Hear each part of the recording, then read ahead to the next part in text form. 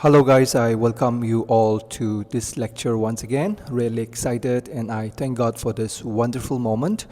Today's lecture is from the ongoing most relevant part of Naga Polity, Frontier Nagaland Territorial Authority, which was achieved on 5th February 2026. So important and so crucial an agreement that the entire India seems to be presently talking, debating, discussing on this hot issue.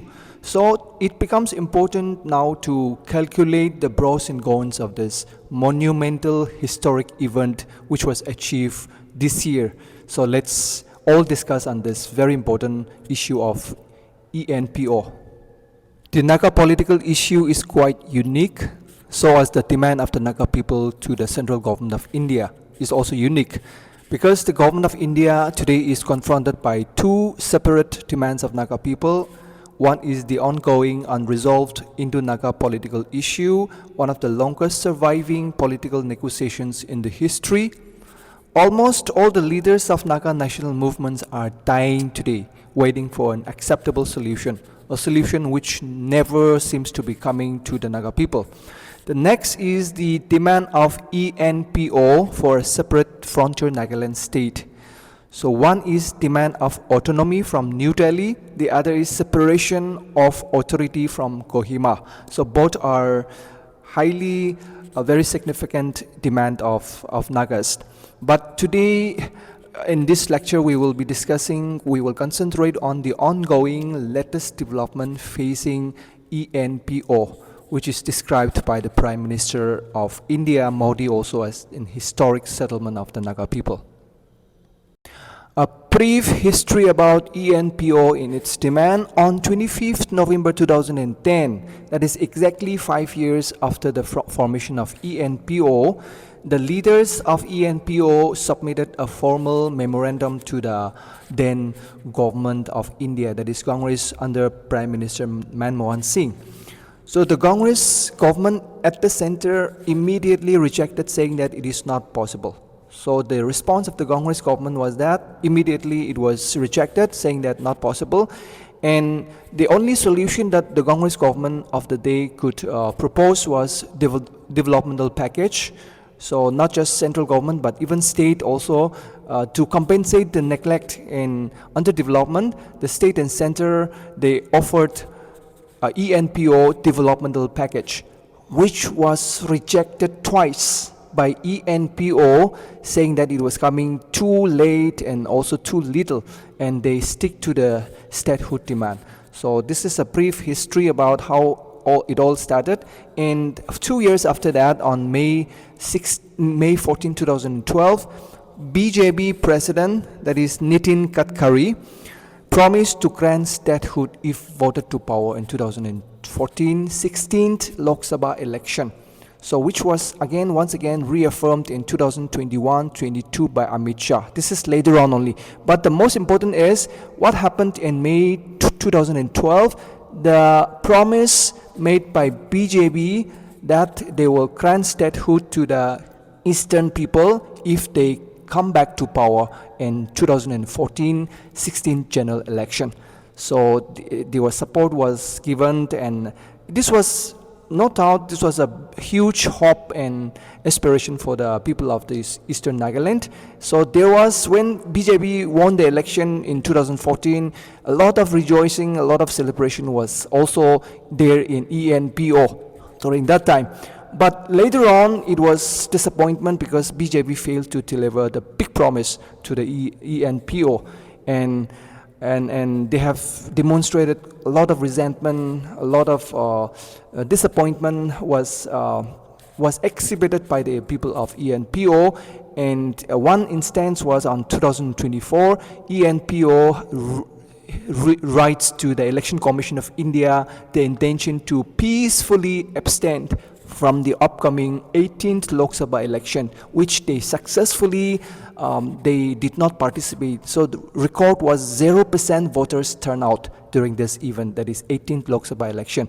So why the ENPO did not participate in this 18th Lok Sabha election was they expressed their resentment for the central government's delay or failure to grant Frontier Nagaland State to ENPO. FNTA is perhaps the first very important solution that is coming from the side of BJP after nearly 12 years of its rule in the central government. So Frontier Nagaland Territorial Authority is finally in place since 5th February 2026. It's an outcome of tripartite memorandum of agreement, as we all know. So since once it was placed on the table, there's now so much of circulation about opinions and a lot of discussions, as mentioned, in different platforms. So people are asking us, so what is FNTA? Is it a mini state, or is it like a state in the making, or is it going to be final status for ENPO? A lot of those opinions today now is circulating in different platforms. But what we can define and as possible is that it is a middle path between autonomy and statehood. So FNTA represents middle path. Let's remember, it is not the creation of FNTA is not unique, because in many areas of India, especially in northeastern, those are coming under 6th schedule. You'll find similar autonomy being granted to a lot of tribal communities. We have this Korkhaland Territorial Administration, which was created in March 2012 in West Bengal. So this was also a result of tripartite MOA, okay? And second is, we have in the northeast, we have a Bodoland Territorial Council, which was created 2003, and Karbi Anglong Autonomous Council in Dima Hasao Autonomous Council, created way back in 1952. Both of this under Assam, and they're under 6th scheduled. So this, we can say that FNTA, which was coming to the ENPO on 5th February 2026, is not new happenings in India. It's nothing new. What we can just say is that it is another asymmetric federal model on display by the union government. Frontier Nagaland Territorial Authority is not union territory. It is also kept outside 6th schedule, which is applied in 4 states of Northeast: Assam, Tripura, Meghalaya, and Mizoram. Because Nagaland doesn't belong to this 6th schedule, it comes only within Article 371A. So the adjustment of if NTA is coming within the adjusted Article 371A. So it's a unique administrative adjustment on design. So 46 subject has been mentioned. This is transferred to direct local governance now. This 46 subjects will not be governed from Kohima, but it will be governed by the ENPO 6th district according to its own style, in its own manner. So this is a wide power granted to ENPO people, and the Nagaland territorial integrity will be untouched. It's like creating of 2 states within a state. So it is nothing but a tailored autonomy for the specific needs of Eastern Nagaland people. Wide and extensive legislative, executive, and financial autonomy and powers are granted, including a mini secretariat. So headed by a high-ranking officer like Additional Chief Secretary, whereas in the state is headed by Chief Secretary, but the mini secretariat will be in charge of this Additional Chief Secretary. And one very much what we need to understand is independent decision making. So in context of planning or implementation and monitoring of regional schemes, this FNT has granted ENPO independence in the decision making and implementation. So this is nothing, it is, let's accept this as very wide power given to the ENPO by FNTA. Now let's take the big question, is FNTA the final status for ENPO? Is it going to be the first step, or is it going to be the last or final step? Clearly, on February 7, 2026, the president of ENPO, Mr. A. Cheng Mak Chang, has clearly mentioned that it is going to be the first step.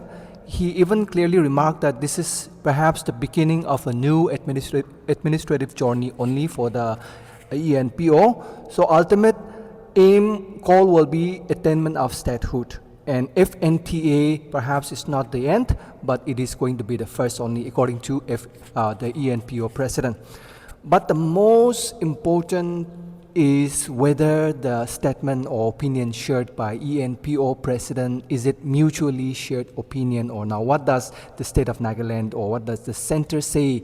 Does the center in the state of Nagaland also agree that if NTA is the first step towards attainment of statehood? That is a big question that we will get the result later on. So, but at the moment what we can understand the attitude and the reaction of central government is we can carefully read the comments and the statement given by stakeholders. So words used in the comments and statements are very carefully selected words. So let's take this statement given by the Home Minister, Amit Shah. He said that he is immensely satisfied that after a very sustained effort by the Ministry of Home Affairs to bridge the difference between ENPO and the state government, the issue is now finally resolved. So this is one statement that Amit Shah has given, which we will need to study. Secondly, he said the agreement marks the resolution of a long pending issue. Another important statement made by our Home Minister is this one. And finally, he also said that bearing 1 or 2 points, all issues are now sorted out. So nothing is mentioned about the first or the beginning of an administrative journey, but rather the statement clearly says that they are satisfied at what achievement has so far made by ENPO, has been granted to the ENPO, and nothing as what Sir Cheng Mak Chang have mentioned, nothing such comments are given, nothing such, no remarks are linked to that statement of Home Minister. So it's up on the air. I mean, like anything is bound to happen. Whether it's going to be first or the final, no comments can be given at the moment. Only time can tell us. At least FNTA is going to stick around for at least 10 years. So 10 years is sufficient for us to study whether it's going to be final or it's going to be the first. After the lapse of 10 years, will the status quo continue or will the new state be created? Only time can tell us. What we can agree and acknowledge is that this is the best available solution for all the participants, for all the stakeholders. So absolute gain to all the tripartite parties, whether Government of India or the State of Nagaland or ENPO, they all receive gain. It doesn't matter who got what or how much, who got more. That relative gain, it doesn't matter. But absolute gain, what we can conclude is that it is very important that all of them got absolute benefit. At least some gain has been achieved. Now let's talk about what gain did Indian government got out of this FNTA.